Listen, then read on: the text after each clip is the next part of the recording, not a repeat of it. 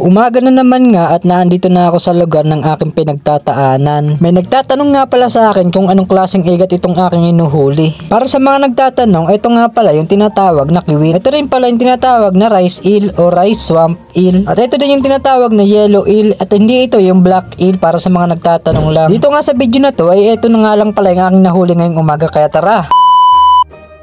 At dito nga sa video na to ay inumpisahan ko ng pumandaw at eto nga isang trap ko ay nakakuha kagad ng isang pirasong maliit. May nagtatanong nga rin pala kung magkano ang kuhaan nito dito sa amin. Ang bentahan na nga lang pala sa amin na naglalaro na lang sa 90 pesos. At idagdag ko lang po, ako nga lang pala ay nanguhuli nito at hindi ako namimili. At doon sa mga nagtatanong nga po pala ay willing naman po akong sumagot sa inyong mga tanong via PM. Sa akin nga pala ay may nagalok kung kaya ko daw ng 1 toneladang isang bagsakan. Labo yata mangyari yun kasi mahina ng panghuli dito sa amin. Pero kung maganda naman ang transaksyon at good deal naman yung aking buyer ay baka pwede na. Ang alok nga nila sa akin ay 200 pesos hanggang 250 daw. Balik na nga tayo dito sa aking pamandaw at ito nga isang trap ko ay nakakuha na lang ng isang piraso. Nung nakaraang video nga, kung napapanood yung aking hinarang na 6 na pirasong screen ay eto na ulit. Papandawin na ulit natin ngayong umaga.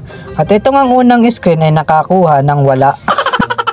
At ito naman kasunod ay nakakuha ng isang piraso. Agad ko na lang kinuha yung aking nahuli at nilagay ko sa may aking lalagyan. Pagkakuha ko nga nung huli ay lumipat na ako sa kasunod. Ito nga pala yung patatlo. At pagkaangat ko nga nung aking trap sa kanyang pinaglalagyan ay meron itong laman na 2 piraso din. Bali sa 3 screen na ating taan ay meron na tayong 3 pirasong huli din. At etong ang huling nito ay ayaw pa nga yatang lumabas dito sa may trap. At pagkalabas nga nung aking huli ay nilagay ko na ulit sa kanyang pinaglalagyan yung aking trap. At pagkabalik ko nga ay lumipat na ako dito sa pang-4. Inahon ko na nga sa kahirapan nitong pang-4 at pag-angat ko nga ay walang laman.